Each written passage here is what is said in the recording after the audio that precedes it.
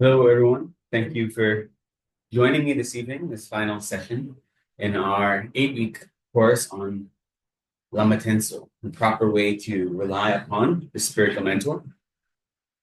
Let's start by creating a sense of space, letting all of our worldly daily activity be set aside. For those of us here in the center together, and those who are joining us online, just take a moment to settle into a space where our minds can be fully focused on the Dharma.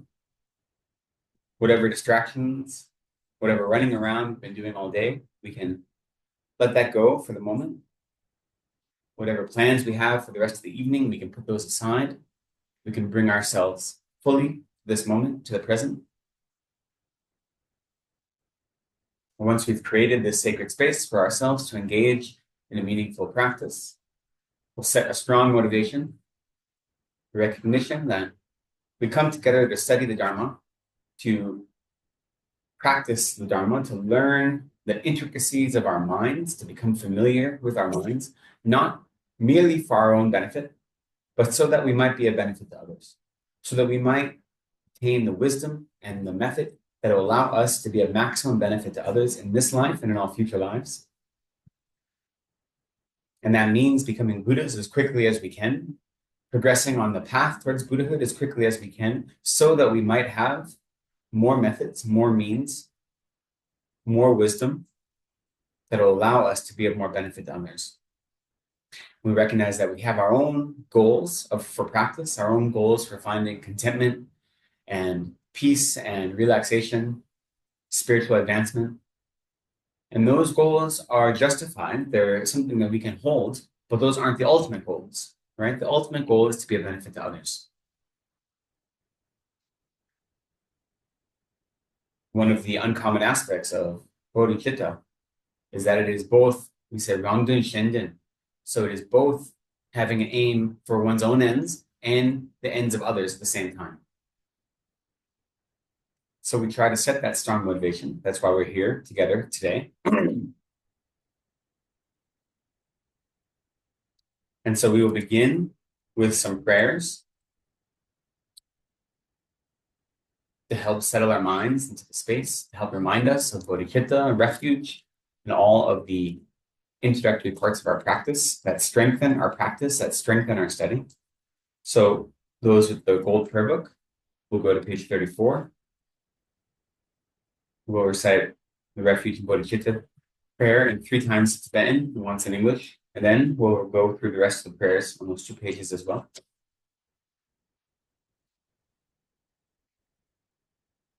Sangye chiran soki chonam la nancho paru dagni kapsu shi dagi hinsogi pe sonam gi yola pinche sangye jul par sho sangye chiran soki chonam la nancho paru dagni kapsu shi dagi hinsogi pe sonam gi Yola pincher sange drupa sho sange kiran soki chonam la chanchu baru dagni kamsu shi dagi jinsogi pesonam gi Yola pincher sange drupa sho. I go for refuge in time enlightened to the Buddha, the Dharma, and the Supreme Assembly. By my practice of giving and the other perfections, may I become a Buddha to benefit all sentient beings. May all sentient beings have happiness and the causes of happiness. May all sentient beings be free from suffering and the causes of suffering. May all sentient beings be inseparable from the happiness that is free from suffering. May all sentient beings abide in equanimity, free from attachment for friends and hatred for enemies. May all sentient beings have happiness and the causes of happiness. May all sentient beings be free from suffering and the causes of suffering. May all sentient beings be inseparable from the happiness that is free from suffering. May all sentient beings abide in equanimity, free from attachment for friends and hatred for enemies. May all sentient beings have happiness and the causes of happiness. May all sentient beings be free from suffering and the causes of suffering. May all sentient beings be inseparable from the happiness that is free from suffering. May all sentient beings abide in equanimity, free from attachment for friends and hatred for enemies. Reverently, I prostrate with my body, speech, and mind. I present clouds of every type of offering, actual and imagined. I declare all my negative actions accumulated since beginningless time and rejoice in the merit of all holy and ordinary beings. Please remain until the end of cyclic existence and turn the wheel of Dharma for living beings. I dedicate my own merits and those of all others to the great enlightenment. Now we'll offer a short mandala offering, once in Tibetan and then in English. And so we offer this, we offer the entire world system as detailed as we can imagine it to all the Buddhas, especially to the Lama. We offer it, in this case, to request instruction and also to receive the blessings of the Buddhas.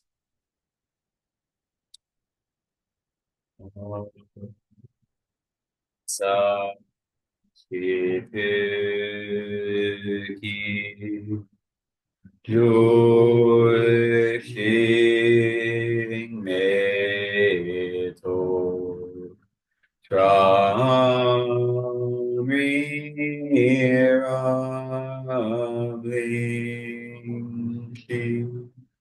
Ni De Ge Ba Sangye Shindu Mi Te Oi Joku Namanda Shiva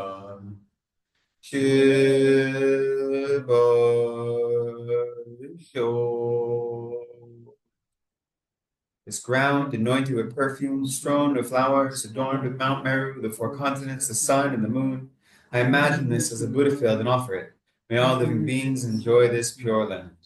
Idam Guru Ratna Mandala Kam Niyatayami. Let's continue with offering praise, Shakyamuni Buddha, on page 72, 373.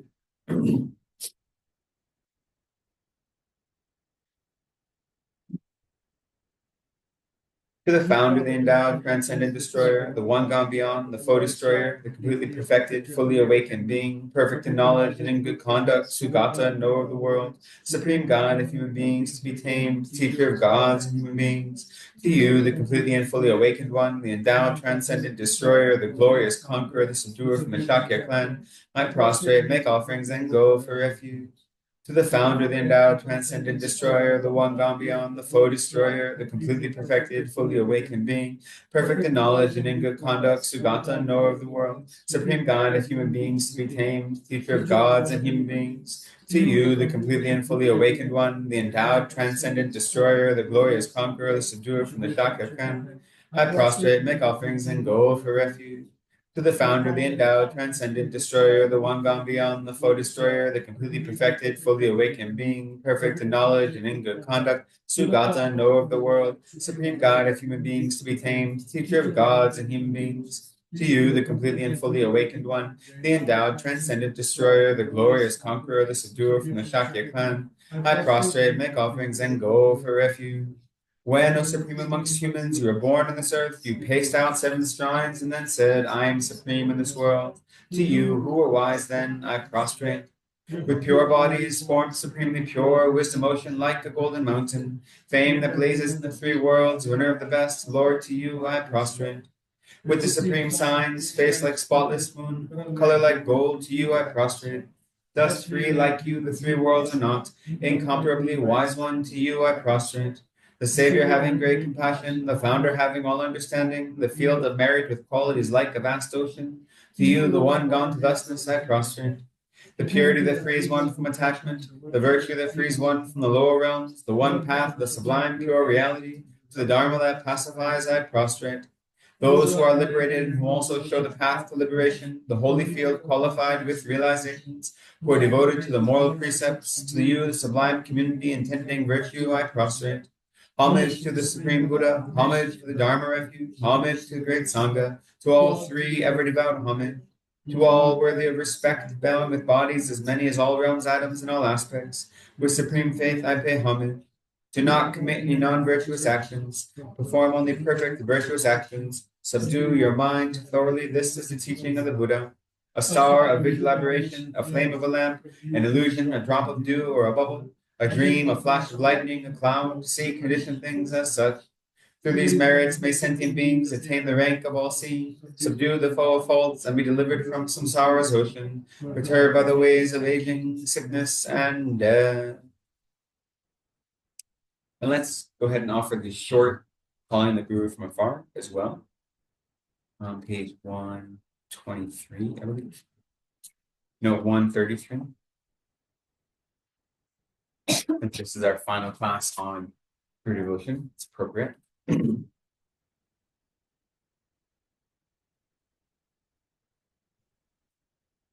Lama, think of me. Lama, think of me. Lama, think of me. Magnificently glorious Guru, dispelling the darkness of ignorance. Magnificently glorious Guru, revealing the path of liberation. Magnificently glorious Guru, liberating from the waters of samsara. Magnificently glorious Guru, eliminating the diseases of the five poisons. Magnificently glorious Guru, who is the wish-granting jewel, I beseech you, please bless me. Magnificently glorious Guru, please bless me to remember impermanence and death from my heart. Magnificently glorious Guru, please bless me to generate the thought of no need in my mind. Magnificently glorious Guru, please bless me to abide one-pointedly in practice in isolated places. Magnificently glorious Guru, please bless me to not have any hindrances to my practice. Magnificently glorious Guru, please bless me to realize without error the view of the fundamental nature of reality. Magnificently glorious Guru, please bless me so that all bad conditions appear as a support. Magnificently glorious Guru, please bless me to accomplish effortlessly the two works of self and others. Magnificently glorious Guru, please bless me soon, very soon. Please bless me on this very cushion. Please bless me in this very session. May I not arise heresy even for a second in the actions of the glorious Guru. May I regard whatever actions are done as pure. With this devotion, may I receive the blessings of the Guru in my heart. Magnificent and precious Root Guru, please abide in the lotus seat at my heart. Guide me with your great kindness and grant me the realizations of your holy body, speech, and mind.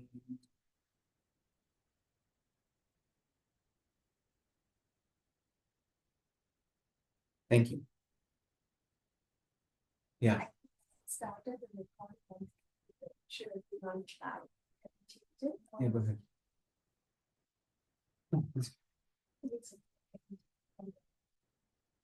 Okay. What? Yeah, it's easier to with the laptop home. Whatever you need to do. So this is our final session on Guru devotion, as well as the 50 verses of Guru devotion by Acharya Ashvagosha. So we've had a lot of discussion this whole time, and there'll be more time today for questions at the end, but I want to kind of wrap up everything. That's the goal, at least. So right away, we talked about how there's different types of teachers in the spiritual tradition, right? We have teachers that are considered our gurus, and we call them, we'll say, spiritual teachers and spiritual mentors. We have this division, right? And even within spiritual mentors, what here we're calling the Gewei, that's the translation we're using, Gewei Shenyan, for virtuous friend, for actual gurus. There's even divisions within that, those that are teaching the refuge and the lower scope practices, those that are Mahayana spiritual mentors, and those that are Tantric spiritual mentors. And so there's different gradations. And then if we're looking just at spiritual teachers or instructors, so there are those that are like professors, those that are like spiritual leaders, and those that are ritual instructors, meditation instructors, right? So there's a number of different divisions. And I think what's important for us as students is to remember that all of those divisions have different roles in our life. So we have a utility for having these different types of teachers. Now, with those different types of teachers, we do view the teacher differently, right? But we should be cultivating a similar level of respect for all of our teachers, even if they're just a simple professor of Buddhism type instructor, right? Of those kind of 6 categories that we mentioned, that's like the lowest low being a relative term, right? But that's like the lowest one. Even with that, where someone's just giving you like an intellectual understanding of the Dharma or of the history of the Dharma, we should still be cultivating a level of respect for them, right? And to go from that all the way to the Mahayana spiritual friend and the Tantric spiritual friend, who we see as Buddhas, or the Mahayana spiritual friend or the refuge instructor, who we see as embodying the good qualities of Buddhists when they teach, depending on our level of devotion. Obviously, the respect we have in a general sense is not quite the same, right? The view we have of that teacher is different, but we still need to be embodying respect, especially when we're in a situation where we're receiving Dharma instruction. But the reason there are these different levels or types of teachers is because they fill different roles in our lives. And so we are incredibly fortunate at this like time and place in the world to have access to so many teachers. If you look at even the generation of teachers above us, so the Buxagans who came from Tibet at the time following His Holiness, in 1959. At that time in Tibet, so less than 100 years ago in Tibet, and even now in Tibet, but your access to teachings is so limited, right? Depending on the town you're in, the village you're in, there would be a local monastery most likely, and they might be giving some instruction there. It'd be mostly rituals, especially in small villages. You'd go to those lamas that were there, and they'd be doing ritual services for you, and they might give very rudimentary instruction. But to receive actual instruction, even in being able to read the texts, was very uncommon, especially for lay people. Which is why some of the texts, especially starting with the first Pancha Lama, says that anyone, even the teacher who taught you the alphabet, should be a Buddha, should be part of your guru field. But that's because in that context, the only people that had the luxury of learning to read and write were those that were studying the Dharma, and then on government officials, right? So we have an abundance of luxury right now and access to so many teachers. So it's really, really wonderful. But with that comes some danger, right? Because the more teachers you have and you develop a relationship with, you have to hold them all in your view as, especially if you have a guru-disciple relationship, as embodying the characteristics of a Buddha, which is difficult sometimes. You have to have pure view. And even if they're not your guru, but they're just a teacher, you still have to be able to hold them with respect, because if they are offering you Dharma, the kindness of that is so incredible that to engage in activities that would disturb their minds, to create negative karma in relationship to the teachers, is incredibly heavy, because what they offer, the positive karma, the merit they offer, is also equally heavy, right? So it's like a double-edged sword. The beauty of it is that I would take that any day. More access to more teachers any day, I would take, I think it's really, really lucky. So being able to study how to properly relate to different levels of teachers and how to make that devotion to teacher not just something you do as part of your requirements, but as part of your actual practice, right? Then that makes all of your practice more meaningful. So I think that this course particularly was very wonderful for me to have an opportunity to teach, because I think it's an important part of my everyday practice, right? It's not just learning how to treat your teachers with the type of respect that is expected of you, right? Quote unquote. But it is learning how to incorporate that devotion into every part of your practice. So we talk about relying on the guru, and this text, the 50 verses, is specifically about how the heart of it is how to rely on the guru in action, and it's referencing the tantric guru. But before you learn how to rely on the guru in action, we talked about relying on the guru in thought, right, or in mind. And so what are some of the ways that we talked about proper reliance on the guru in thought?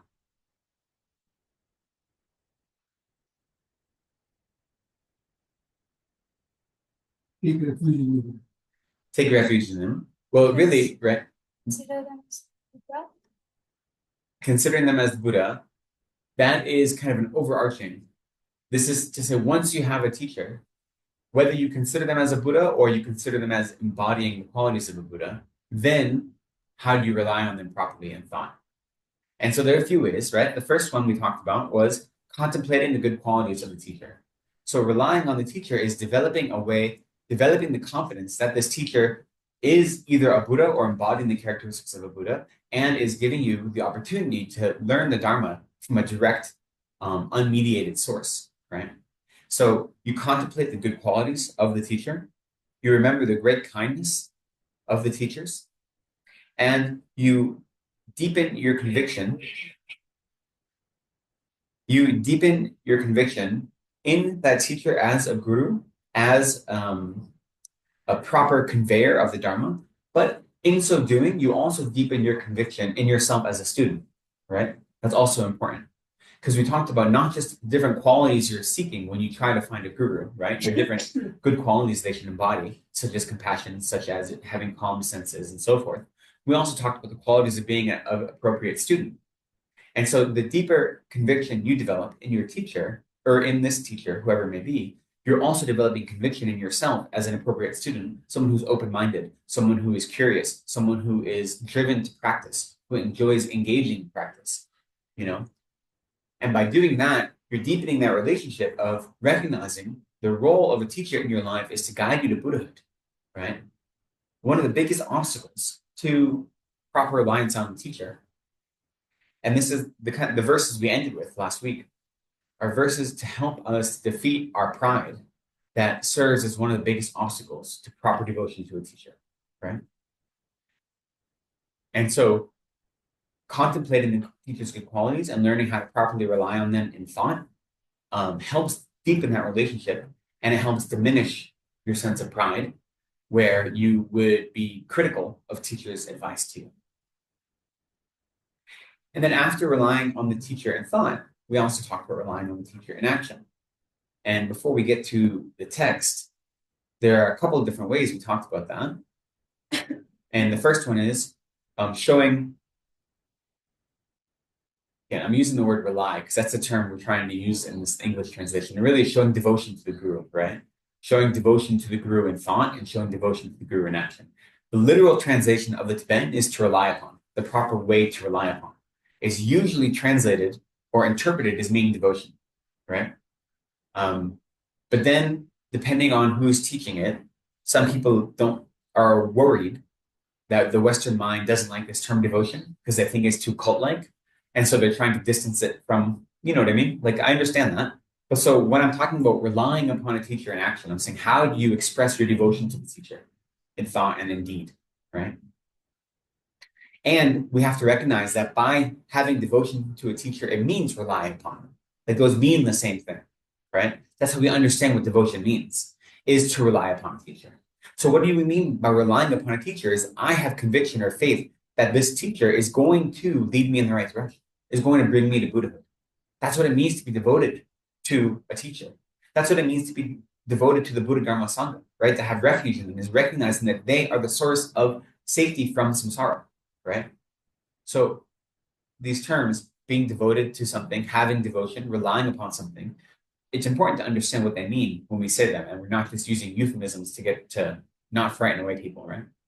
So how do we express our devotion to the teacher in action? There are different ways.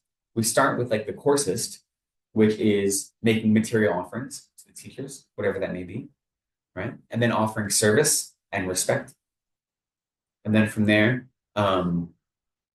following the teacher's advice, which is probably the most important, is a way of offering devotion to the teacher and relying upon the teachers. You follow their advice, whatever that advice may be. You honor the teacher's authority, both in following their advice and not contradicting them.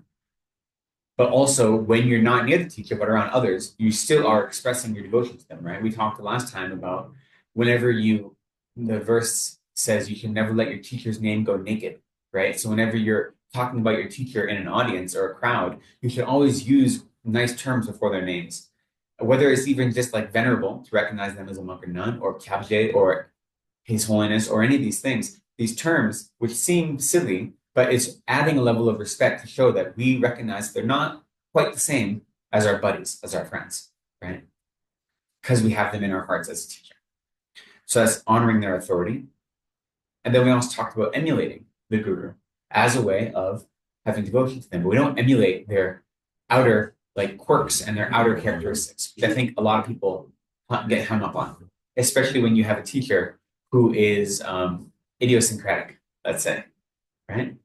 He showed very interesting ways to practice in the world, and he won over many people's hearts and minds due to the way he brought Dharma to us. But many people, I don't know anyone's mind, but from the outside, many people became very attached to the kind of idiosyncrasies that he exhibited, and they would copy those as opposed to copying his inner practice, you know? And so if you're only focusing on the outer, that's not very useful, right? You need to focus on your teacher's good qualities. That's what we emulate. So those are all ways to show devotion to the guru in action. And so with that, we have this text by Ashvagosha. And the context for this text is, at least as explained within our tradition, that Ashvagosha noticed that in a lot of the communities that he was living in, students were living more or less side by side with their teachers. And they'd gotten overly familiar with their teachers to the extent where, and these are tantric teachers they received initiations from, where they didn't always have the appropriate levels of respect or devotion. Not because they were being critical, but just because they're getting kind of too friendly, too chummy. You know what I mean? Which is a danger with teachers. And especially in the West now, or even with Tibetans, we have more access to teachers than ever before.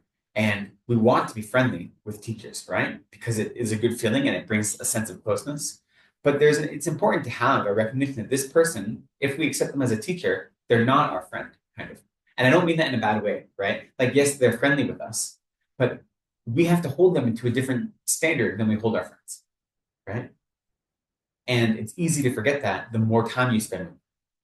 I think it's a little easier when they don't speak English as well. So if you have someone that's always in translation, so the early Tibetan lamas, it's easier not to get chummy with them because you always have to go through a translator, right? But with teachers that are teaching in a language that you understand, whether it be English or another language, you want to be friends with them, and we have to find that balance. It's a hard thing to do, right?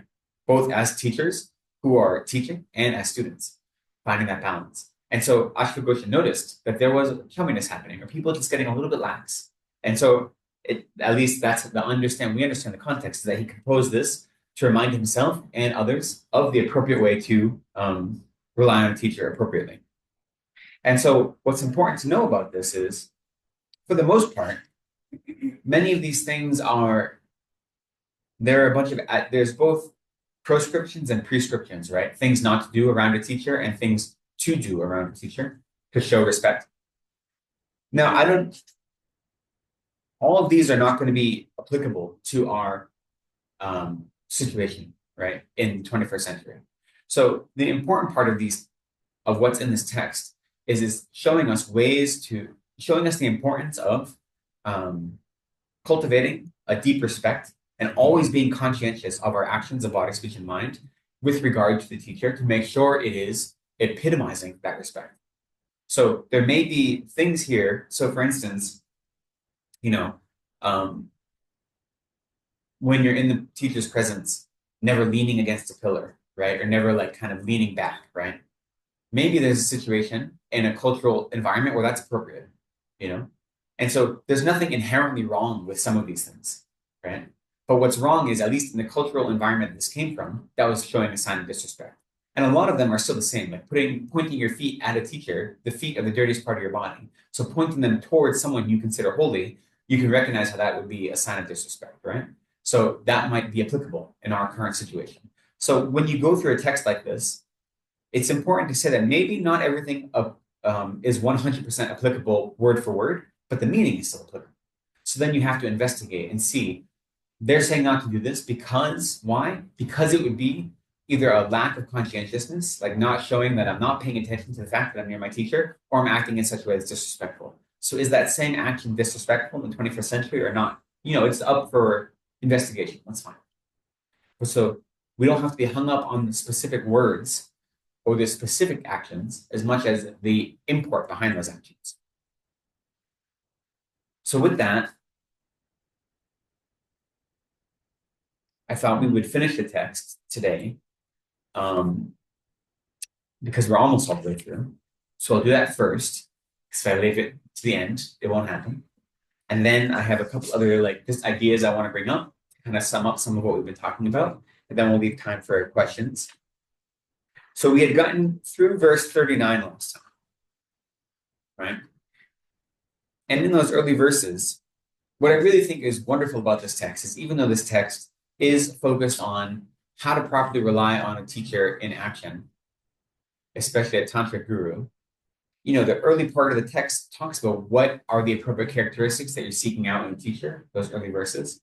So it's not just starting you at 100. It's saying, look, this is what you're seeking out. This is what you're looking for. So it describes what appropriate teacher would look like, right? And then it talks about what are the consequences of displeasing a teacher, right? The kind of heaviest negative karma we can create with regard to someone who is our teacher is to displease their holy minds. Right?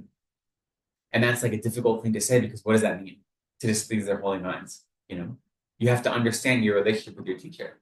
Like there are some teachers, like I go to class with Gyalten Lekden, who's the current abbot of Gyume Monastery. And when you're in class with him, especially class where you're studying for the material for the monastery, he likes to debate with you. And so he wants you to contradict him sometimes, right? Because he's pushing you. Like that's his style of teaching. So if you are in front of an audience in that context and he says something, you say no, and you kind of contradict him, he wants you to be doing that. So that's not a sign of disrespect because you're engaging with the teaching style that he wants you to be engaging with, right? So you wouldn't be displeasing his holy mind by disagreeing with him in that context. Right? So you have to know, what does it mean to displease their holy mind? It seems so ambiguous, but part of that is recognizing that different teachers are going to expect different things of their students. And so when you accept someone as a teacher, you recognize how that relationship develops, right? So it's not like, here's a list of things you don't do, and here's a list of things you do that is going to either be pleasing or displeasing to their holy mind. The most important one is if you are following the teacher's advice to the best of your ability, then you're going to be pleasing their holy mind. But that's the kind of the one thing you can say with some certainty, that if you are following their advice to the best of your ability, that is pleasing to them. And if you are openly disregarding their advice, that is going to be the most displeasing. Right? But other than that, it's going to depend on the teacher. Some like to be challenged. Some want you to be always challenging them, pushing. And some may not want that. Some may want you to just sit there and listen to what I have to say because I'm saying it for a reason, right? And both are appropriate. But you should know that before you get into a relationship with that teacher, which one is going to work best for your mind. That's why you don't just take someone as a teacher the first time you see them. So with that in mind, let's go through, so we're at verse 40. So these next verses, do not perform consecrations, create mandalas, perform fire pujas, or collect or give teachings in any place where your guru abides, if they have not given permission. Whatever one obtains from opening the eyes and so forth, offer all that to your gurus. After they take up what was offered, do as you please with anything else left over. The guru's disciples are not your disciples, and in front of the guru, even your own disciples are not. Stop those who serve and venerate, who rise for you, prostrate, and so forth. So what these verses are telling us is that no matter, even if you have your own disciples, right, and you have people that look at you as a guru, when you're in the presence of your own guru, they are the ones that should be getting your devotion to them is paramount. So verse 40, do not perform any of these various important ritual practices, including giving teachings, including doing any of these things, unless you have your teacher's permission, if they're in the same place as you. And basically, you don't ever want to put yourself above your teacher. So if your teacher is there, you don't want to be the one giving a teacher, unless they've said, please go ahead and do it, right? Which is why whenever we teach, we request the permission from all the Buddhists before I sit and give a teaching, and specifically for my teachers. I request their permission because they're in my presence here. Now, it's even more explicit if they're physically here with their holy bodies, but even just their presence, But so that's just recognizing the importance of the guru. Even if you yourself are a teacher, you yourself have students, your relationship to your guru is most important. And that continues in verse 41. Opening the eyes here means blessing statues, right? Traditionally, when you consecrate a statue, you would paint the eyes, open the eyes. These days, when we buy statues, they're quite often already painted, right? You go to a nice Tibetan who provide statues, and they do all of the painting for you. And then you'll have a monk, or even they might fill it for you as well, or you'd have monks fill it, and then you just do a rabne, a consecration. Traditionally, the statue wouldn't have any painting done, and as part of the consecration, the consecrating monk would also paint the eyes on. That's what's called opening the eyes. So that just means doing any sort of consecration of any holy object that we do. So this verse is saying not only should you get your teacher's permission, but whatever is offered to you, whatever offerings you receive, you should give them to your teacher, right? And again, this is the same situation, is that your relationship with your guru is paramount. And then in 42, this is reminding us that when you're in the presence of your guru, you shouldn't be treating their disciples as if those disciples were your disciples. Right? And even your own disciples, you shouldn't be treating them as disciples in the presence of your guru, because you should remember that you are a disciple first in that relationship. And so if you are in the presence of your guru and one of your disciples is prostrating to you or venerating you, you should tell them to stop, because it's not the appropriate context for them to be doing that. Even if they don't have your teacher as their teacher, because they don't always, right? Often we do. Often our teacher's teacher is our teacher as well, right? But if they don't have that, then you shouldn't let them be venerated to you. So for instance, if I go to one of His Holiness's teachings and Lama Zopa Rinpoche was there, it would be inappropriate from Lama Zopa's side if I were to prostrate to him instead of to His Holiness.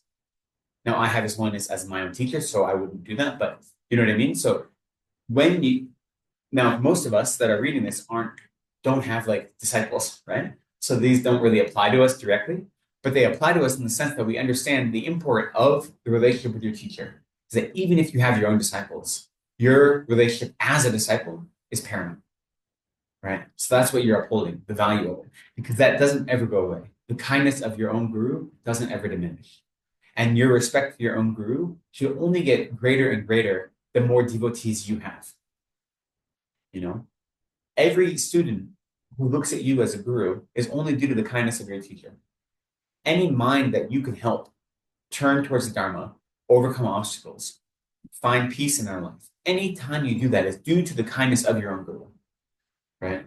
Whether you're a teacher or just a Vajra friend with someone, or a Dharma friend with someone. So those verses are reminding us the importance of always placing our guru first and not becoming lax with thinking, well, I'm a teacher as well.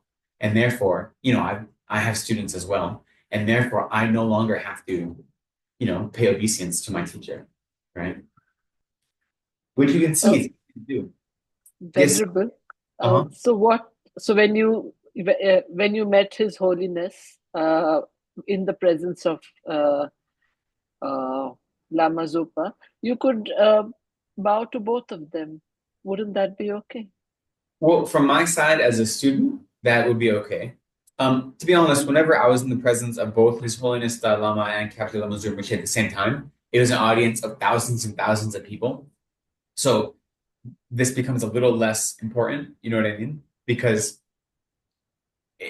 my actions were not kind of being observed. But from the point of view of the teacher, it'd be inappropriate in the presence of your own teachers to receive that kind of thing from your students. So as a student, since I have both of those teachers as my teacher, I'm prostrating to both of them, whether mentally or physically, right? But from a teacher, you shouldn't be receiving that from your students in the presence of your own guru, right? So for instance, this is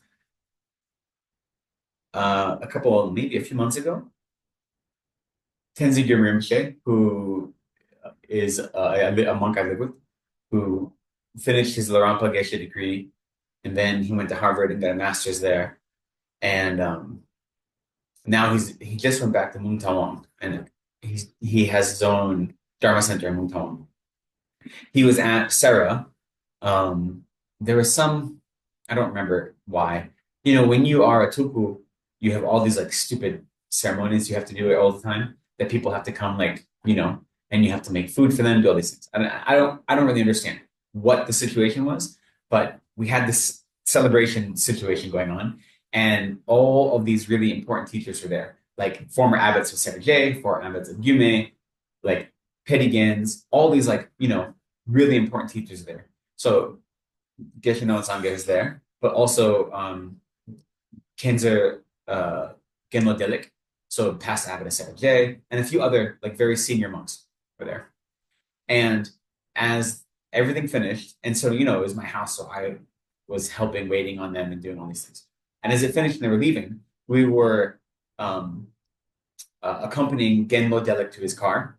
And where my house is, there is like a long, narrow path, like an alleyway to get to my house, to the main street. And we were walking down this path, and Genlo Delik was in the front with his attendants. And then maybe 10 meters behind him was Geshe no Sangha. And then I was walking with Geshe no Sangha. And Geshe no Sangha and I had been discussing restarting our private classes again. And so I said, Genlo, should I, get in touch with you? When can we start class again? And he looked at me, he's like, what are you doing? Stop. Like, it's not appropriate. And I wasn't thinking, right? But he's like, it's not appropriate to ask me about giving you teachings right now when we're in the presence of my teacher, right? And Genlo Delik couldn't hear us. He was 10 meters away. And I wasn't asking for teachings right then, but it still wasn't the appropriate context with another teacher present to be requesting those teachings, even though it was like an informal request. So that was a mistake on my part. But Genlo Sangha right away was like, no, like, what are you doing? This will call me later. Like, you don't have to do this. And so, and so I wasn't being conscientious, right?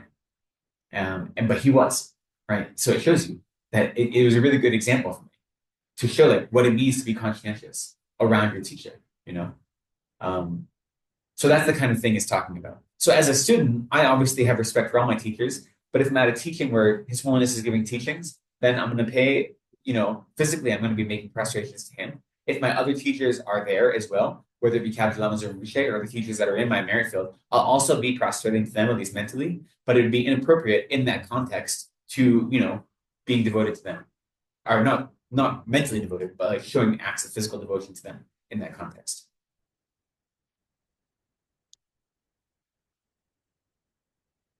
Verse 43 says, whatever is offered to the master, and whatever the guru gives as well, the wise one bows to him and takes it with both hands.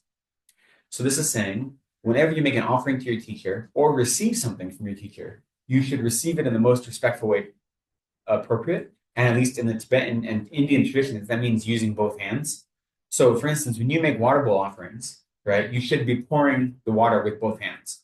So the way we tend to do that, if you have like a pitcher, then you hold your arm like this. Or when you make an offering, if you're not offering it with two hands, you at least support one hand with the other. And the same goes for when you receive things.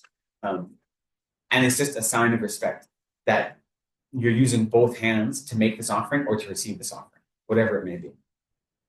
So that's just showing that even with every action you do in relation to your guru, you do it conscientiously, right?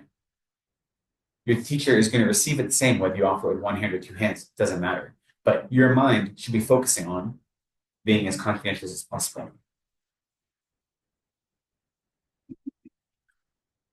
With mindfulness, free from forgetfulness, and effort regarding your own behavior, when a relative's behavior transgresses, you joyfully cause each other to desist.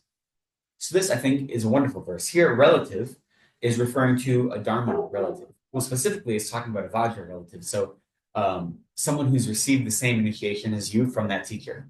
But if we don't look at it from the Tantra context, it would be someone who accepts the same person as their teacher, would be your Dharma brother or sister or sibling, right? And what it's saying here is that community is important.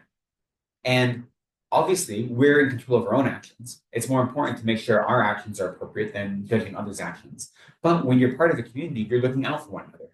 And so if you see someone engaging in a behavior that's inappropriate, then you can find a mindful, and here it says, with mindfulness, free from forgetfulness. So you're not judging them, but being mindful and being skillful, you can point out a mistake that they made. And you're not doing it to criticize them, but to help them so they don't make it again, So I mentioned in a previous one, I think it was last class, maybe the online class, when I was with Lama Zopa Rinpoche at Walden Pond, and we were taking him around the pond, and I was stepping on his shadow, which is explicitly prohibited, right, or advised against, and I didn't realize it. And then Wendy Cook was like, "Soja, what are you doing?" And I was like, "Oh," So she just very gently reminded me, like, be aware of what you're doing. And so that was appropriate. And so what I love about this verse is that our relationship with our gurus, our teachers, is very private. It's very intimate. It's very important, right? It's how we become Buddhas, is having teachers who we can rely upon. But we still need community. And community is important, right? And we embody that by having Sangha communities, both online, digital Sangha communities and in-person Sangha communities of practitioners. And we help one another grow in our practice. And I love that you have this text from the first century that reminds us it is appropriate to be there for your siblings, because we say our Dharma siblings are more dear to us than our blood family, or they should be, because our Dharma siblings are the ones that bring us towards Buddhahood, where often our blood family are the ones that, instigate attachment and anger in us quite often, right? Not due to their own fault, but due to our familiarity with them, all right? So for me, it's just an important verse to remember, that even though my practice is mine alone, being able to be there for my siblings and trust that when I'm in the community, they're there for me, is an important part of my practice. And I think it's a useful part of practice as well. Also, Venerable, maybe it's discouraging competitiveness too, isn't it? Like where you don't say, oh, let him make a mistake. After all, he'll bear the consequences of the mistake. You are looking out for his whatever success. I don't know what word to use, so it's like a bad word. I'm not sure if this verse is doing that specifically, but I agree that part of being a member of a community is that it is trying to discourage competitiveness, insofar as Dharma isn't a zero-sum game, right? Like if you make advances in your practice, it's not going to stop me from making advances in my practice. It's a rising tide lifts all boats. The stronger every individual is in our community, the stronger the community is as a whole. So being able to have others who are watching out for you does help encourage cooperation in that way. And so by encouraging cooperation, you are discouraging competition. I hope so, at least. Then continuing with 45. When a sick person that bows to the Guru's actions, although they do not have permission, practice actions that are forbidden, those with a virtuous mind commit no negativity. And so this is another one of the verses pointing out how there are exceptions to these rules. These rules aren't set in stone. So what this is saying is the earlier verses mentioned, whenever the Guru enters the room, you should stand. Whenever the Guru stands from their seat, you should stand. Whenever the Guru takes a seat, you should prostrate, right? These physical actions that you should be doing in relation to your Guru as a way to show respect. This is saying that if someone is physically unable to do those things, then as long as they still have a virtuous mind, then they're not committing a negativity by not engaging in those physical actions, right? So it's showing that this isn't a black and white situation. It's the mental action that's most important. Now, for most of us that are physically able to do the physical actions, not doing them is usually a sign of not paying attention, right? Not a physical inability to do it, which is why we should always strive to do it as much as we can.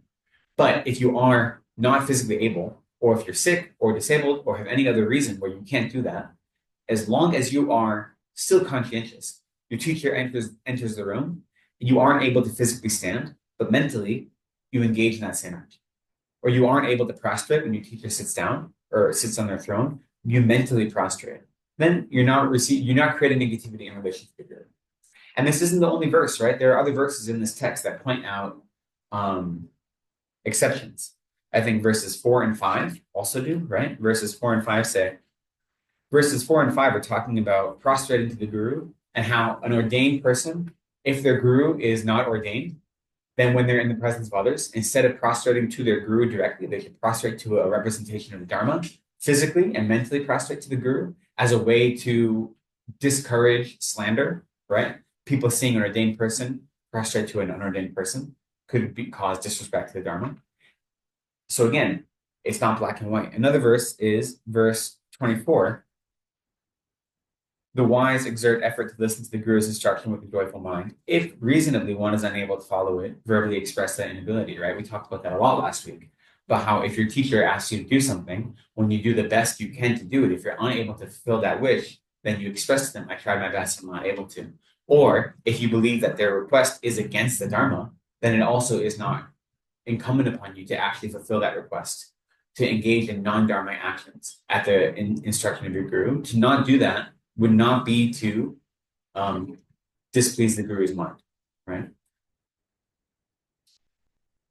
And then also in verse 31, right? Previously, a verse before this, it had said, you should never walk in front of your guru. But then verse 31 says, unless there's a dangerous situation, like it's nighttime or you're crossing a river, or, there are wild animals, in which case, then you should walk in front of your guru to make sure they're safe, but you have to ask permission first, right? So so 45 is in that same tradition of showing that, like, the important part of this teaching is that we are conscientious of how we're relating to the teacher, not the specific actions, right? Actually walking in front of your guru itself isn't negative. It's not remembering that your guru is your guru and just casually walking ahead of him. That is what's creating negative karma. But if you're trying to protect them, then you're not. Not getting up when your teacher enters the room because you're not paying attention, that creates negative karma. But if you're physically unable to, that's not creating negative karma, right? So, we're not making exceptions for because we're lesser practitioners. This is built into the teachings. This says, no, it recognizes. This isn't a black and white thing. The mental activity is most important. And so then summarizing, what is the point of lengthy discourse here? Practice with effort at these, doing whatever pleases the guru, and abandoning everything that displeases them. The Vajra holder himself has said, all accomplishments follow after the master. Understanding this, completely please the guru with all things. So to say all accomplishments follow after the master, that means all of our realizations depend upon or are contingent upon our teachers, both directly insofar as that they are the ones teaching us the Dharma, and then indirectly insofar as that our practice of devotion to them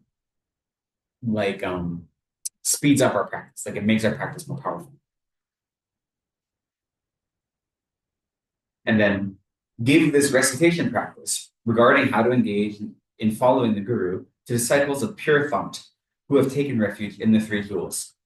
So this is saying that this reciting these 50 verses is a practice you can do that should be given to students, that you should be reciting these verses every day, if possible, or as part of your regular practice, whatever that may mean, right? Because that is making yourself more familiar with these activities, reminding yourself of what it means to have proper reliance on the guru.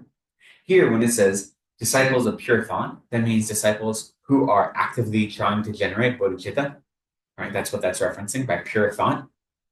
Now, most of us haven't actually generated real bodhicitta yet, but we have created something that looks like it, right? So that's what that means. And then who have taken refuge in the three jewels. Again, refuge in the Buddha, Dharma, and Sangha is the heart of guru devotion, right? And of course, we say, it gets confusing because we often say, this is the heart of this is the root of this, and it seems very circular, right? We often say guru devotion, and Lama Zopa specifically says that, and Tsongkhapa says that guru devotion is the heart of the path. Everything comes from the guru. But in order to have proper guru devotion, you have to understand refuge. You have to understand what it means to look at the Dharma as being the real refuge, right? Is the Dharma itself, which is going to be what protects you from samsara and leads you out of samsara. And understanding that is what makes the guru so powerful, because then you realize the guru is the one bringing the Dharma into your life, right? So you have to have a proper understanding of refuge in order to motivate your guru devotion. So that verse is reminding us that proper disciples will have refuge as well as be working to develop bodhicitta. Then, through the gift of mantra and so forth, having become a receptacle for the holy Dharma, read and actually hold on to the 14 root downfalls. So again, this is saying the 14 root downfalls, the 14 root tantric downfalls, right? There are 14 root downfalls and then 20 secondary vows, I believe, or 21, depending on which list you go to. So again, since this is the context is a tantric text, that's what the context is, the gift of mantra and so forth. So when you receive these teachings, whether it be an initiation or whether it be any sort of Mahayana teaching or refuge or Hinayana teaching, that is a gift, right, from your teacher. So when you receive that, become a receptacle for it. So we often talk about, as a student, we want to embody avoiding the faults of a faulty vessel, right? Not being turned up, not being upside down, not having a crack, or not being stained. That's what it needs to become a receptacle, is to avoid those things, to be something that is filled up by the Holy Dharma. And then hold on to the 14 root downfalls. So whatever level of vows we have taken, whether they be the 5 lay vows or the Bodhisattva vows or the Tantric vows or monastic vows, whatever those vows are, those are an important part of our practice. And so we have to hold on to those vows, hold on to whatever our physical practice is and our mental practice as it relates to receiving the blessings and the teachings and the gifts of the Guru. And then lastly, he concludes by saying, by whatever boundless virtue I have collected from composing this faultless text that brings benefit to all disciples without exception, that follow the Guru in that way, may all wanderers quickly be victorious. So he is dedicating any merit. And again, he's calling his text faultless because in the beginning we mentioned that he says himself that I'm not making this up, I'm taking this from Tantra, right? And if you read Tsongkhapa's commentary on Ashvagosha's text, he'll point out a lot of the verses, like where that instruction comes from. He'll say, this is coming from the Havadra Tantra, and this is coming from the Buddhist Madhya Tantra, and so forth. So he's showing that all of the advice that Ashvagosha gives is directly sourced in the Tantras. It's not something that Ashvagosha just made up on his own. And so because of that, Ashvagosha himself is able to call his own text faultless, because this isn't an invention that he created. This is him taking these many different tantras and tantra commentaries and then taking important parts of them and compiling them together, right? For the ease of our practice. And he says that right in the beginning, in the first verse. This short summary of what has been explained in many stainless tantras about how to rely upon the gurus, right? That's what the very first verse says. So the first verse and the last verse are reminding us that this is not made up in Ashvagosha's mind. He's taking this from somewhere. He doesn't show where, but Tsongkhapa does. So that is the text. You know, there are a lot of verses in this. We didn't go over as many today, but the last class, that are about abandoning pride and how pride is a huge obstacle, I think, for proper Guru devotion, especially these days.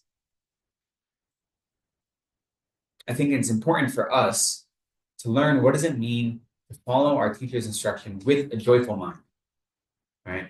And how do we do that in the face of our pride and our somewhat maybe our obstinance, you know? And that can come in a couple different flavors. One, we have a chance to study a lot. So we may say, you know, I have an advanced degree. I have so much knowledge in whatever this field is that I am a specialist in. And yet there's this random person telling me how to practice, how to be, how to think about the world. What credentials do they have? You know what I mean? It's very easy to have that mindset, and understandable, right? Because we may be an expert in something that we have practiced our whole lives in, an expert in samsara, as you might say. So that pride is something that is very difficult to overcome. Now, having pride is one of those actual pride, just the term pride, nargyel, on its own is a nyomon, a afflicted mind. But there are types of pride that aren't necessarily afflicted. So recognizing our ability in a meaningful way and not letting that motivate self-cherishing, but instead motivate a way for us to serve others is a type of pride that's useful, right? If I say, I know I'm good at doing X, Y, Z, therefore I can use that skill to help others, right? That's a type of pride. It's recognizing your own accomplishments, but it's not letting those accomplishments puff up your ego, right? So for me, the two things that really help me overcome this idea of pride when I'm looking at my teachers. And I have teachers that run the gamut of, the teacher I live with isn't a scholar, and he's one of my gurus. Not a Laurent Geshe. He didn't get the highest of degrees, and his courses or his classes, he was very middle of the road in terms of like how he scored in everything, And even now, if you were to ask him a commentary, to give a commentary on something, he'll be like, oh, I don't know. Like that's not how he presents himself as what his strong suit is, right? And he'll say, oh, you should go ask this other person or ask one of my students. He presents his strong suit as being a parental figure, right? He takes care of a house with 30 boys. We have a new 4-year-old boy at our house that he's taking care of now. But he takes care of all of us. And he gives incredible advice on how to live the Dharma simply in every moment of your life, right? But if you ask for like a very complicated commentary on some minute practice or some minute detail, he's probably not going to give it to you, right? Yet living with him and having him as my guru, even as I am learning those minute details, and those are like the important parts of my day-to-day going to debate every day, right? So then how do I look upon this teacher who shows the aspect of not knowing a whole lot of those minute details and still realize he has the whole Dharma that he's teaching me, right? So for me, the two things that are repeated in the texts and in the practices that are most useful for me is always to receive instruction with a joyful mind. So whenever you have a chance to receive instruction from your teacher, whether it be direct instruction or whether it be you observing them and their behavior as a type of passive or implicit instruction, always make sure you're doing it with a mind that's joyful, that's recognizing how incredibly fortunate it is that we have this opportunity to be near teachers of any sort. And when your mind is intentionally focused on being joyful, right, then it's easier for your own pride not to get in the way and say, well, I know more details about this than him. Therefore, why should I listen to him? There's not a lot of space for that when you're just so happy that you have a chance to receive teachings. You know what I mean? And it seems like a very simple thing, but you're not giving yourself the space to allow that pride to come up, right? You're not allowing that opportunity for your self-cherishing mind to get in the way. And then the other thing is regarding every single teaching as personal instruction. This is something that the Kadamba Geshes were very clear on, and Tsongkhapa was very clear on. Receive every teaching as personal instruction, whether that is a teaching that's given, like an oral teaching, or a written teaching, or a teaching that through observation. Everything your teachers do, once you've developed that relationship with your teacher, accept it as a personal instruction to you. So for me, the reason that is especially powerful is one, it makes sure that I'm always conscientious of how I'm behaving around my teacher. So if there's no moment that my teacher isn't giving me instruction, that means there's no moment where I should just be relaxing around, right? They're always instructing. Even from the way they sit and eat their dinner is an instruction. If I can accept all of the teachings they give as personal instruction, or I try to do that, that also gets rid of my ego, because it says you're constantly the recipient, you know. And the flip side of that is, we talk about the great kindness of the gurus. They're greatly kind to us because they're giving us instruction. So if every moment of time that I am near the teacher, they're giving me instruction, they are displaying great kindness for me. So how can I let my pride or my arrogance grow if I'm cultivating a recognition of that incredible kindness of my teachers, right? So for me, those are two very important aspects. Always maintaining a joyful mind when you have the opportunity to receive instruction, and recognize that every instruction is a personal instruction just for you. And of course, there's, pragmatic limits to that. Not every instruction is going to be tailored to your perfect situation all the time, especially if they're not talking to you and it's, something that's written down or something. But if you have that mindset going into it, you get a lot more out of it, right? And then if there is an opportunity or a doubt that comes up, then you can ask your teacher about it.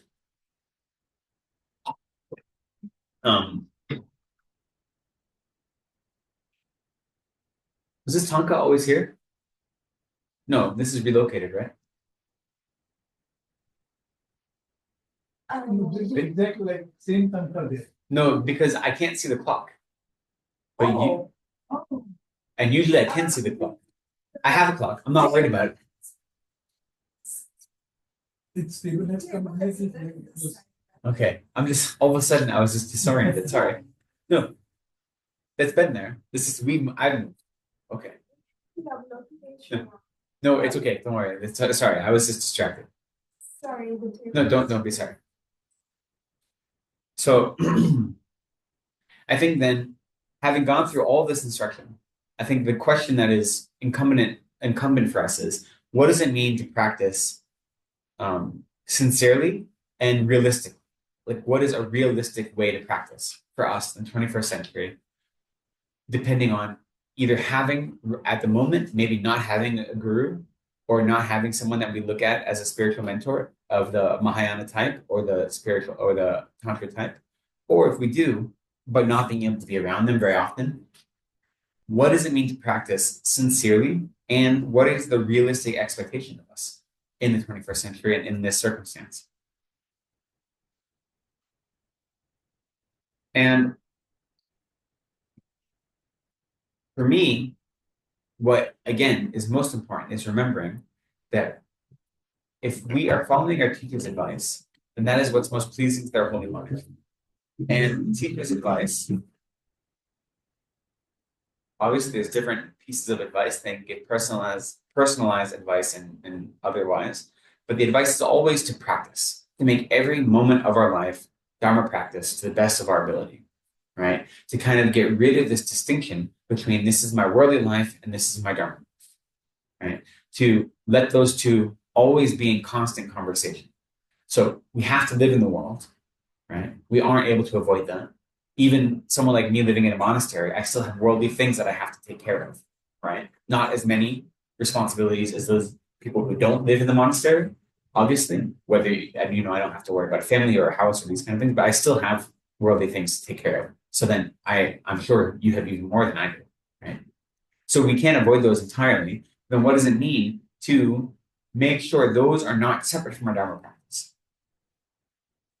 I think that's the best way we can live the instructions of the Guru is to make sure that we do our best to let our Dharma minds be consistent in everything we do. It doesn't always have to be explicit, especially for those of us who aren't living with other Buddhists. So, for instance, when I go to America and I'm staying with my family, none of them are Buddhists, right? And so, for me to be doing like explicitly, like obviously, I'm always explicitly Buddhist. Like I can't get away from that. And every action I make or every decision I make or every piece of advice I give is obviously informed by my spiritual practice. But I'm not going to be say like, well, the Buddhism says this, right? Like the way you engage with other people has to be relative to their circumstances, right? So I'm not going to be pushing Buddhist ideas on them explicitly, but I'm still living those Buddhist ideas, right? So trying to find that balance, especially when you're living with people that aren't Buddhist, you shouldn't be like browbeating them with the Dharma, but by living the Dharma, then you are giving an example to them, right? And that is one way to follow the Guru's advice, especially in this day and age. I think realistically, we have more access to teachings than ever before in any time in history, right? And so we should be excited for that, be wary of it, that having more access to teachers isn't always a good thing, right? When I received advice from His Holiness, he told me after I become Geshe and go to America, it'd be very beneficial for me to teach. And part of the reason is, he says, right now, there are many people that are doing this. They don't understand anything. And it's very dangerous, right? So it's easy to kind of be swayed by people that look, they really know what they're doing, but maybe they don't, right? So that's the danger of having this much access. It's that you have more access to charlatans as well as more access to teachers, right? So I think realistically, what we have to do is use common sense, find communities that we trust, FPMT communities, there are other communities as well, and then do the work, right? So find teachers that you connect with and start by just listening to their teachings, observing them, going about all the advice that Tsongkhapa gives, which is say observe the teachers and observe the students, and to see how they behave when they're not sitting on a throne. Observe how their students act because you're going to become one of their students. So if their students are acting in wild ways, that's not maybe something you want to be part of, right? But by doing that, you're not doing that separate from your practice of the Dharma. It's all part of your practice of the Dharma. And so as long as you're doing that work, there's a confidence that you're moving in the right direction and you're creating the conditions to find a teacher who will be part of your practice. To find and they say that teachers come when they're most needed, right? So in my experience, that's true. But sometimes then that can feel like, well, if I don't have a teacher, that means I'm doing something wrong, right? Like that's the flip side of that. Like that feels true when you get a teacher, when it works out for you. But if you're like, if you don't have a teacher, then it can feel like, well, I must be doing something wrong. So that's the danger of that kind of advice. I think it's true, but I think it also just recognizes that we have to do the work on our own and develop a set level of patience and a confidence in ourselves that if I am doing the right work, I'm going to be making progress on this path towards Buddhahood. And when I find the right teacher I can connect with, then that will happen. If it doesn't happen right away, that's not a reflection on me, as long as I'm doing the work, right? And you know yourself if we're doing the work. The reason I think this is an important thing to think about is because all this advice about how to rely on a teacher, I'll say for me, it's fortunate. I'm fortunate insofar as that for me, this is has become second nature, right? So I might forget things now and then. I might walk on my teacher's shadow when I'm overwhelmed by them, like that happens. I mean, again, that example is from almost 20 years ago, but still, in general, all this idea of relying upon the teacher, recognizing, having a joyful mind whenever I have an opportunity to receive teaching these things, my practice has made it so those are second nature to me. So I don't think about these things explicitly all the time because they become part of my practice, right? And I've been lucky that I've never followed someone who was a false teacher who asked me to do non-Dharma things. So I've never been put into a position where I had to make that decision, right? So that is in part luck, in part because I wasn't willy-nilly following after people that, every shiny new thing. But it's also just part luck too, right? To be honest. Or by luck, we also mean karma, all these things. So when we practice, we should practice with a mindset, recognizing that whenever we start something new, it's going to take effort, right? But the more you learn how to be devoted to a teacher in action and in mind, the easier it becomes. And you don't have to be as, it doesn't take as much work to do it naturally. Right? Now, again, you can fall into the trap of becoming lazy. That's the whole reason this text was written. You don't want to be lazy. But it's important to do the work to become familiar with it. And even if you don't have a teacher, and again, this is like a hard thing to talk about as someone sitting on a throne right now, but even if you don't have someone at the center here as your teacher, still making offerings to them or making offerings to the center or offering service in any way you can, even if they're not your guru, that is creating the conditions for you to build up the habit of relating to a guru in an appropriate way, right? So I'm not saying that because I want you to offer service to me or make offerings to me, right? Which is why it's awkward to teach about guru devotion. But the important part is to create that habit, right? That even if the person teaching isn't your actual guru, treating them that way, at least in the context here, creates that habit within you, right? And is creating the conditions that you will need to do. That you will develop a respect for the guru's authority when you're in the teaching environment, but also outside of the teaching environment. So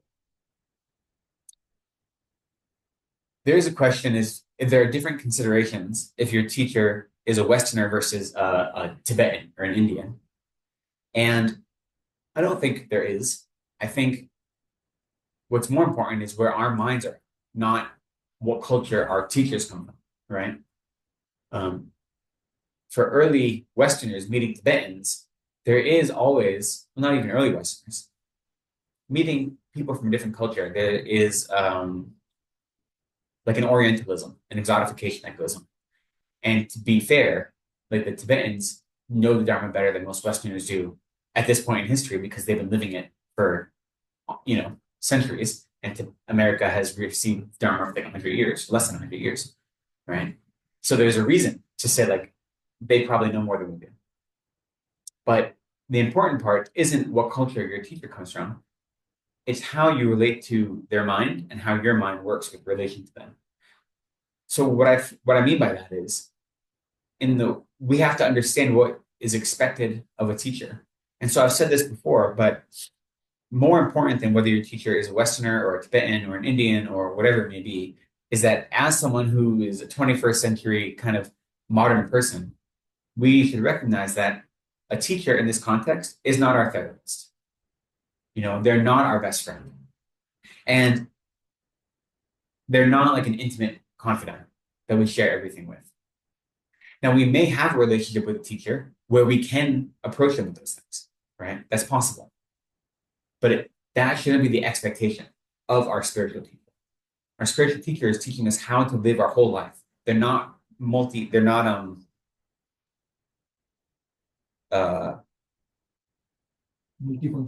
No, what's it when you deal with every single specific detail? Micromanaging. They're not micromanaging our lives, right? Our teachers aren't micromanaging our lives, right? And so every problem you have, you shouldn't feel like you need to run to a teacher to have them fix it for you.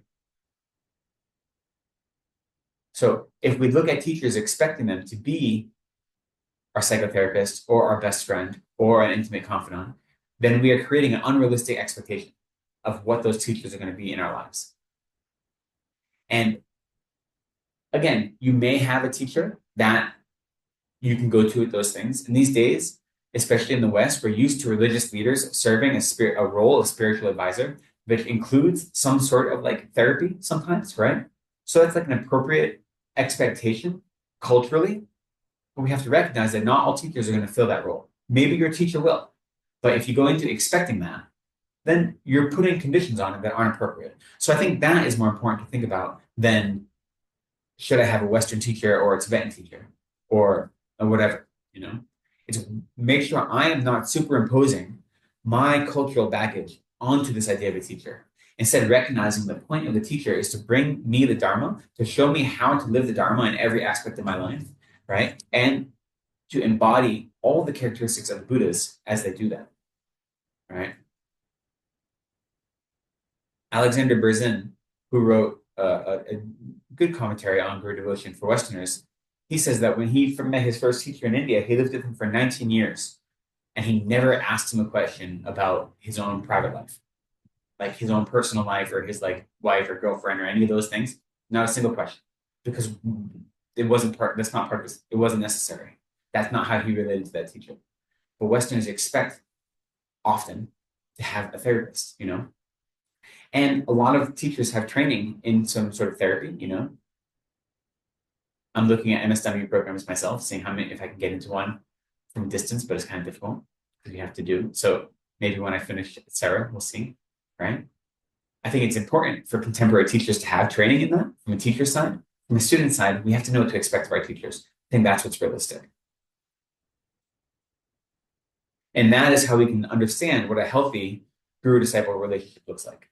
And if we understand what a healthy guru-disciple relationship looks like, we can understand if one seems to be going wrong, if something goes wrong. That's the big question, right? That's the big fear of, if I see my teacher as a Buddha, then what happens when they do something that is decidedly un-Buddhist, right? And we see examples of abuse in the last couple of years. In Tibetan communities, there have been a few as well, or with Tibetan teachers in the West. So it's a genuine question. I think that if you understand if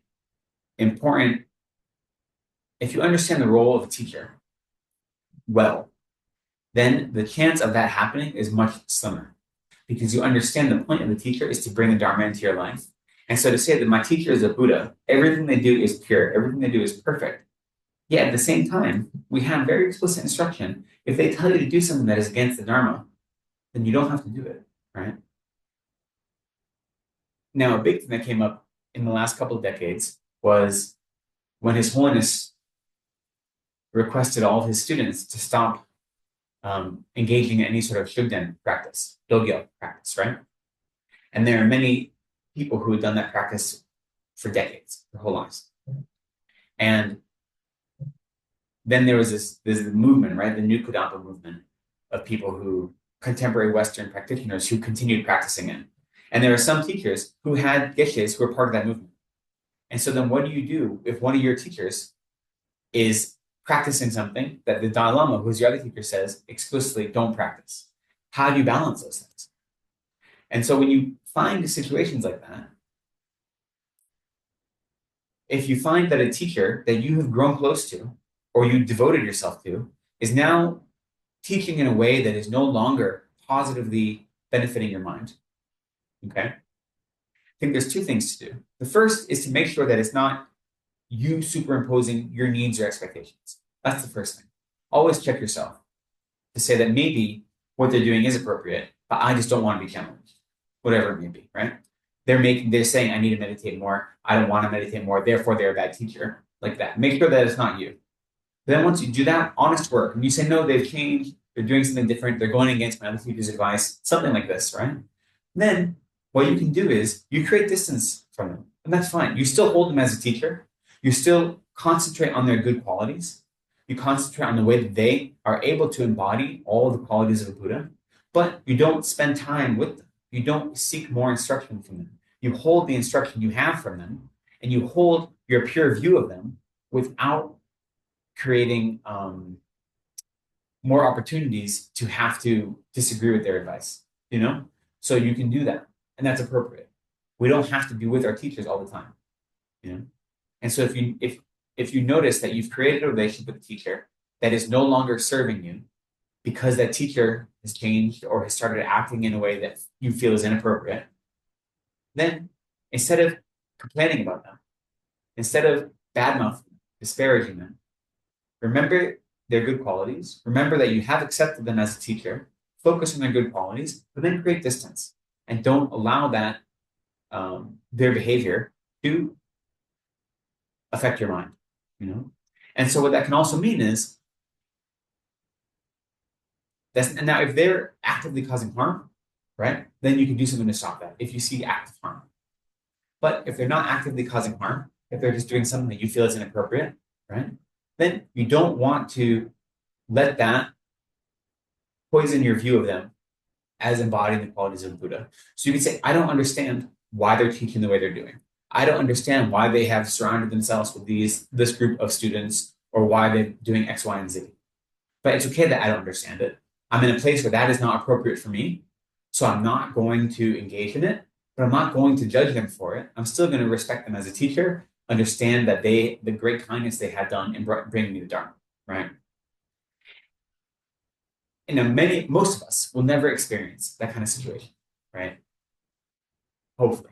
But it's important to talk about because it's a fear people have before taking on a teacher. It's an understandable fear, right? Especially because we see cases of abuse happen. Not so many in Buddhism, but in other religious traditions we see it. And Buddhism is made up of people too, unfortunately. And so it does exist with Buddhists as well. And so even if you see one case of it, you know, it's like one drop of black ink will turn in the whole thing, will taint the whole bottle of water, right? So it's easy to have that one bad apple cause doubt on everything. So it's understandable that we have this doubt and this fear. And then what that doubt and fear does is it energizes our own self-cherishing mind, right? And then they kind of work with each other to make it even harder, right? And so it's understandable, but recognize that within the tradition, there's ways to deal with this. There's the recognition that we are not blind servants that are just, you know, allowing ourselves to be beaten to death by our teachers, that we still have autonomy. We still have control over our own minds and over our own actions, right? Even if you're living with the Buddha himself, you still have control over your own mind and your own action. And so, yeah, I don't want to harp on that too much longer. I just want to make it clear that it's understandable that that's a fear people have. Part of it is a fear of losing your own autonomy in general. And part of it is that you've seen or heard stories of people experiencing some sort of abuse, whether it be emotional abuse or physical abuse or something. And so those two things combine to cause a fear. But if you follow the advice of the tradition of actually observing a teacher and then devoting yourself to one only after having observed their behavior and their students and so forth, then there is not as much space for that fear. There's not as much reason for that fear to happen. And if things do happen, there are ways to still maintain that relationship that isn't going to send you to Vajra hell forever. You know what I mean? And like that's a concern because these texts often speak in very grandiose language, right? In the beginning of this, like if you displease your teacher, what is it? You're gonna have like you'll be killed by fire, by venomous snakes, by dakinis, you know? All these like you'll be roasted in hells forever. Like there's very strong language around it because it's important that when you rely on a teacher, you do so with the right mindset. So the language is very strong, understandably. Don't let that language frighten you because if you're doing the practice correctly, if you're doing your homework beforehand, then there isn't anything to worry about. Okay. And then lastly, before we finish with some time for questions, what does a healthy disciple relationship look like between a guru and a disciple? You know, there are many different shapes it can take for a healthy guru-disciple relationship. You might have one teacher who you go to with any kind of important question, like Dharma question. You might have a teacher you see once every 10 years. You know, you might have a teacher that you met once and then you only get to see them online or in their writings. There's no one way that a guru-disciple relationship is going to look, except that any relationship is going to be pervaded by a mind of not simply blind faith, but a mind of joyful conviction, right? So whenever you think of your teacher, it should bring joy to your heart. It should bring tears to your eyes when you think of your teacher. And if that mind is there, obviously that's something you build to. You don't start there. You build up to that. But if that mind is there, that joyful mind, that I have an opportunity to receive Dharma instruction, then no matter what that Dharma instruction may be, whether it be the 1,000th time you've heard the same advice, or whether it be something you've never heard before, that Dharma instruction is going to be received with a mind towards practice, right? So that's the important part of the relationship. Whether you're able to live with your teacher or not, whether you're able to have personal instruction one-on-one with them or not, it's going to look different. I think what's important is that there's always that mind of respect, and then you cultivate a mind of conscientiousness. And if you remember that your teacher isn't your buddy, isn't your best friend, then that's easier to do, you know? So a healthy guru-disciple relationship is going to be, teacher is always looking out for the best interest of their students, but that isn't always something we can understand as students, right? Our teachers understand more about our practice and our minds than we do, generally. Something we have to have confidence in. By being willing to engage in a relationship with them, we trust that they understand our minds and our practice better than we do. And therefore, sometimes they give us advice that is hard to put into practice. Proper Dharma advice, but still hard advice, right? So instead of rebelling against it, we have confidence in it and we do our best to fulfill that advice. Recognizing that our teachers are patient, they're kind, they're not going to ask us to do something we can't do, and they're not going to expect us to be perfect Buddhists by tomorrow, right? So your teacher may give you advice that seems really heavy and difficult, but that's because they're giving you advice for the rest of your life, you know? And so as long as you can develop that mind of joyful conviction in the good qualities of your teacher, that is what is going to be the bedrock of a healthy relationship of your teacher.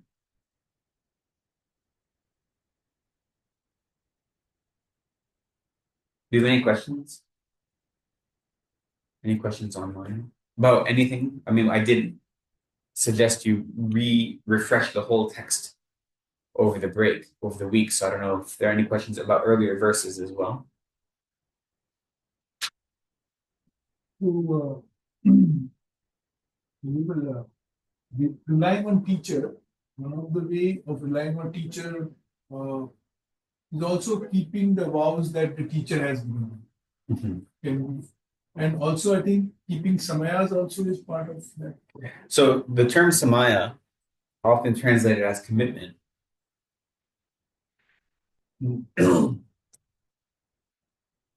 when your teacher has given you, when you have a tantric teacher, then keeping the tantric vows is part of keeping your relationship with that teacher pure.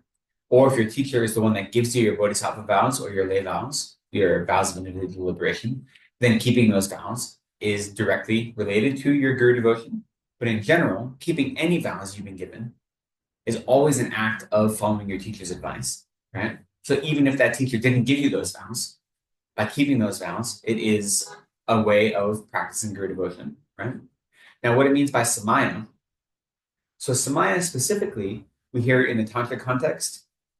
In the tantric context, we have the samayas of the 5 Buddha families, as well as the root vows of tantra. So samaya, a commitment and a vow is slightly different. In general, in that context, vows are telling us our prohibitions, things that we don't do, and samayas are things that we're supposed to do. So, go for refuge 3 times a day, do this so many times a day, engage in these practices however many times a day. These are the vows, these are the commitments rather, in the way that term is used.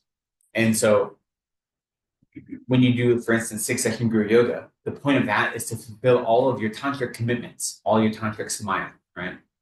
So in one regard, when you have samaya with the guru, that is what is being referenced in one way. The other way is your practice of pure view of your teacher, is your samaya with your teacher. So, as we talked about, if it is a teacher who is not a tantric instructor, but just a Mahayana spiritual friend, according to the Indian tradition, we don't have to see them as a Buddha. According to once following Panchen Losam Chökyi Gyaltsen, the first Panchen Lama, he advised that anyone that's a Mahayana spiritual friend should be seen as a Buddha, and that's kind of the tradition we've inherited in the Tibetan tradition now. But according to the Indian tradition, you don't have to see any Mahayana teacher as a Buddha, but you have to see them as embodying the characteristics and good qualities of Buddha when they're teaching, which is different than seeing them as a Buddha all the time. Though in the Tibetan tradition, we tend to say we should see them as a Buddha all the time, which is in the Indian tradition, that's required for a tantric guru, not required for a Mahayana guru. But we tend to say it is required, required being, I guess, a slippery word. But what that means then, regardless, whichever one of those two you have, whether you see them as if they were a Buddha, which is to say they embody the qualities of a Buddha, or you see them as a Buddha, whichever one of those two you have, depending, and it might be different for different gurus, your samaya with them is maintaining that pure view, right? So maintaining that and having that at the forefront of your mind when you engage in relationships with them, that's what it means to keep samaya. So if your teacher gives you advice and you don't follow it, then that is to break samaya with your teacher, assuming it is valid Dharma advice, right? So anything you do that could disrupt or displease your teacher's holy mind, it would be breaking your samaya with them, right? Now, on the flip side, if your teacher engages in harmful behavior towards you, that's them breaking their samaya with you, right? So samaya works both ways. Fortunately or unfortunately, if your teacher engages in harmful behavior and they break samaya, it doesn't mean that your samaya goes away, right? You still have them as a guru, but they haven't created negative karma for themselves. Like they've created a whole thing for them. That doesn't obviate your samaya to them, but recognize that commitment goes both ways, which is why teachers traditionally, when someone requests to be their student, usually they don't say yes right away. Sometimes you have to request up to 3 times. Now, of course, if you've been attending class with a teacher for a long time and you ask them, they might know you well enough that they don't make you ask 3 times. It just depends on circumstances, right? But there's a reason for asking more than once.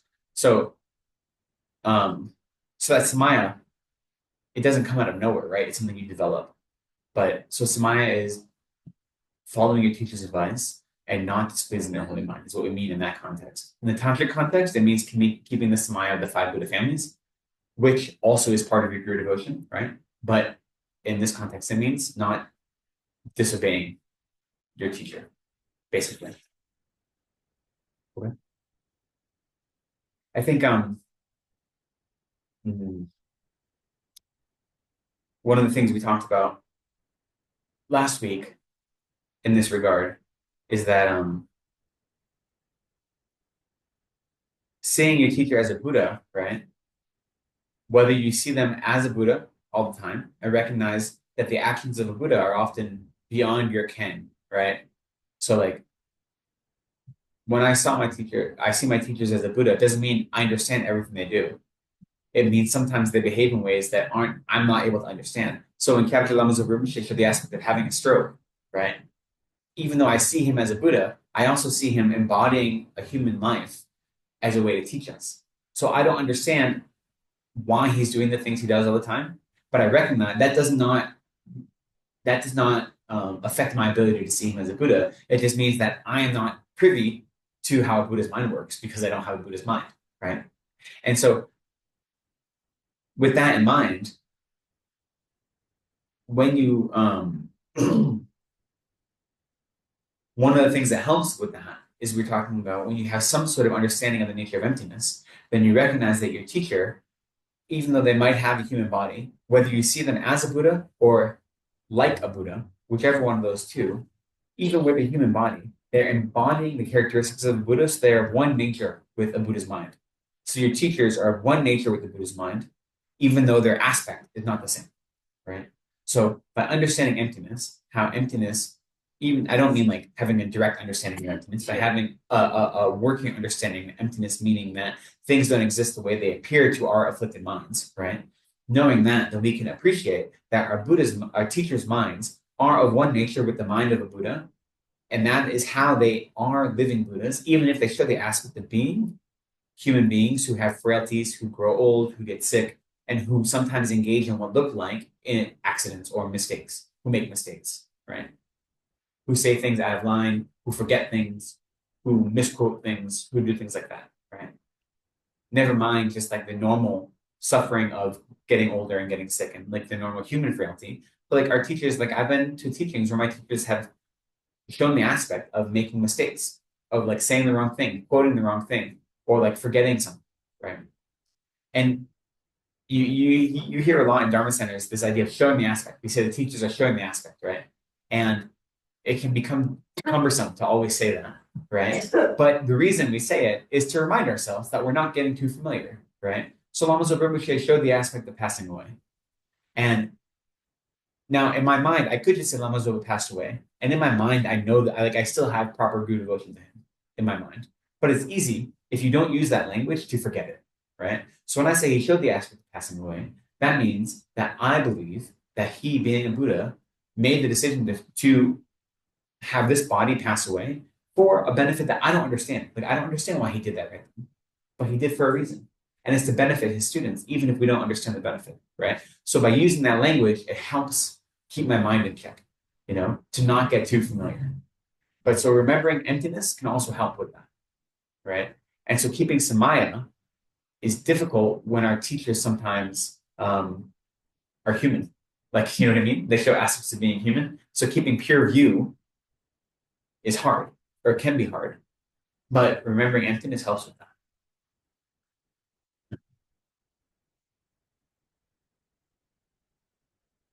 Yeah, go ahead. So sometimes we have teachers who impart a lot of knowledge to us over a long period of time, maybe over years. But we don't really have guru per se relationship. Because the Dharma teachers, we learn a lot of Dharma from them. What is the right way then to have this kind of how to keep this relationship with us? You mean teachers you've accepted as a teacher, or just teachers who are like spiritual teachers but not spiritual mentors? But they're not mentors.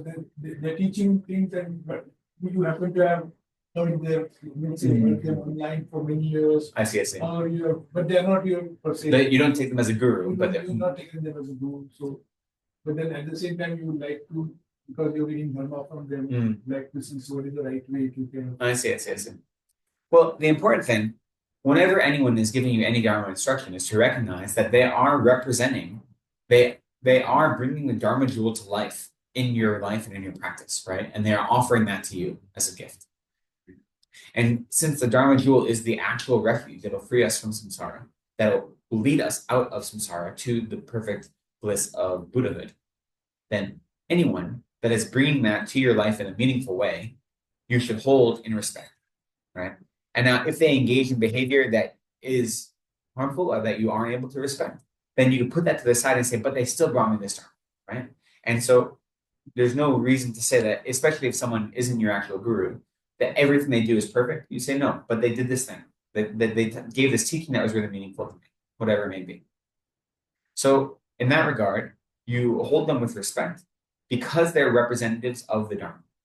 And even if you don't see them as a Buddha, you see them as offering the chance of liberation to sentient beings, which is an incredible gift. And the same goes for teachers who, a good example is a friend of mine, my best friend in grad school, lived at Kopan for a while, actually, and he is not a student of Lama Zopa Rinpoche. At that point, Lama Zopa Rinpoche was coughing a lot, and so if you listen to any of his English language teachings, he would be like literally coughing every sentence. And my friend was like, he's like, I can't sit through teaching with him without getting aggravated. Like, I don't know why. I just don't have the karma to. I see him, and whenever I'm in his presence, I know he's a bodhisattva. Like, I know he's a realized being. I have no doubt about that. But I also know that I can't listen to him give teachings, at least not in English, and like have a calm mind for whatever reason, right? So for him, he recognized that this person is an incredible teacher and is helping countless sentient beings, but it's not appropriate for my mind. That doesn't mean that I can still have great respect for them, even if they're not my teacher and even if they're not benefiting me. So you may see many other teachers, whether they're part of your tradition or other traditions, or even non-Buddhist teachers who are helping people live meaningful lives. And so you can have respect for that and generate some sort of conviction that what they're doing is beneficial if they're helping people, right? Even if they aren't either directly helping you or they're not your teacher, they're still creating benefits to the world. So you hold them with respect in that way, you know?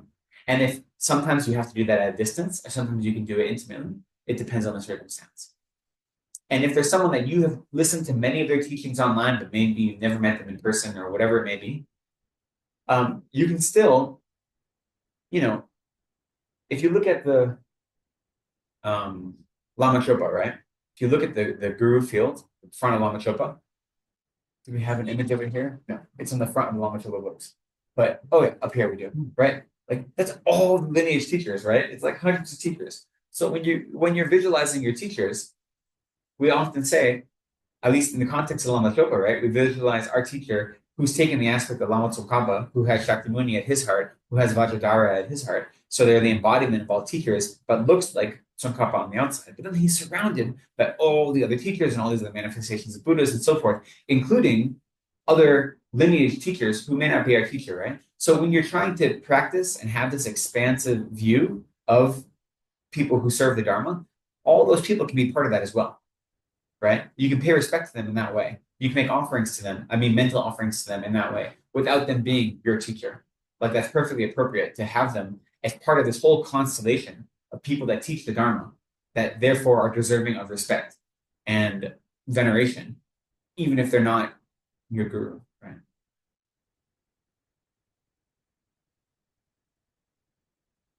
Okay, I think maybe that's a good place to end. This is a really wonderful course, these 8 weeks. I'm glad we had a chance to spend it together.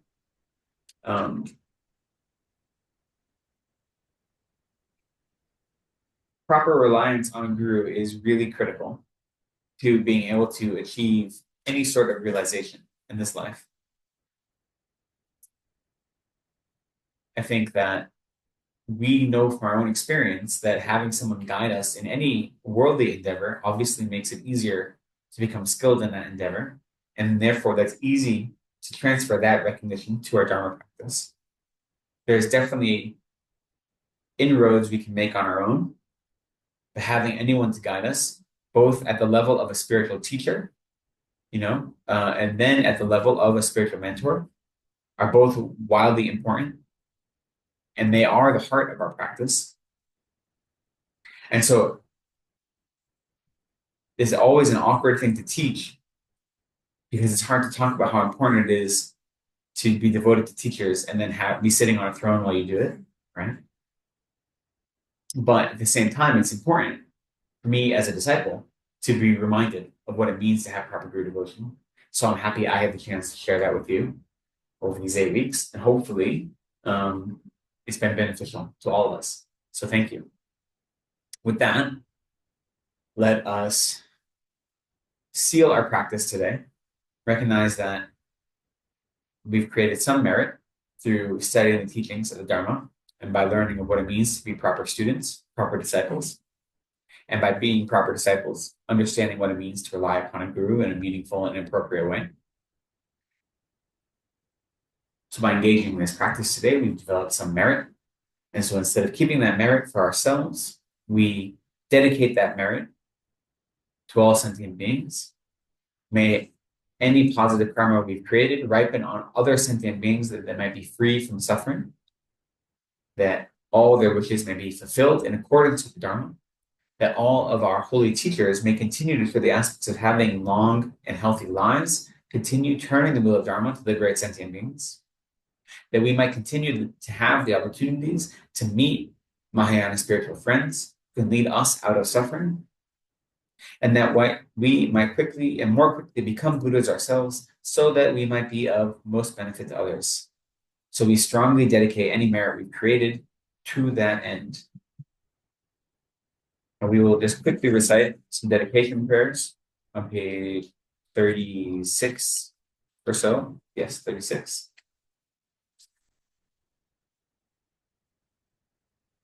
So we'll do the dedication prayers once in English. We'll do that second verse, then again in Tibetan. We'll do the short, long life prayer for His Holiness in English. And then we will recite the 4-line Miksema in Tibetan 3 times, especially because Miksema is a really powerful practice in relation to the gurus, so it is an appropriate way to conclude the series. Due to the merits of these virtuous actions, may I quickly attain the state of the Guru Buddha and lead all living beings without exception into that enlightened state.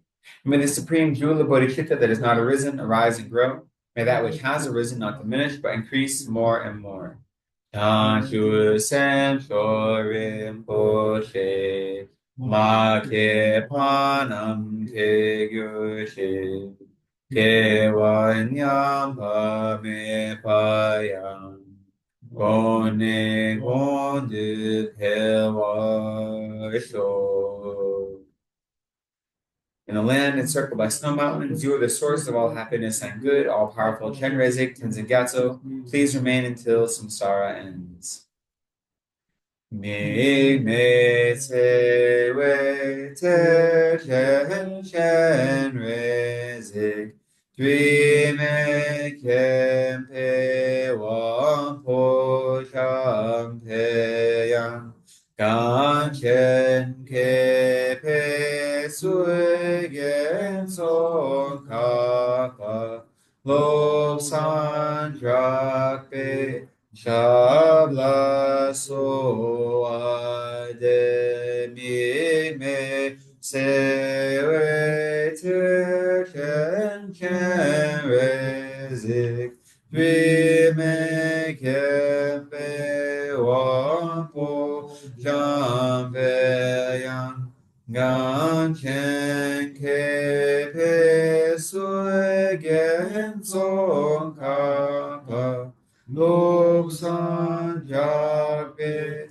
Shabla Soade Mig Me Te We Te Chen Chen Rezik Dwi Me Kempe Wampo Jampeyan Kanchen Kepe Sui Gen Song Kapa Lobsa Drakpe Shabla Soade.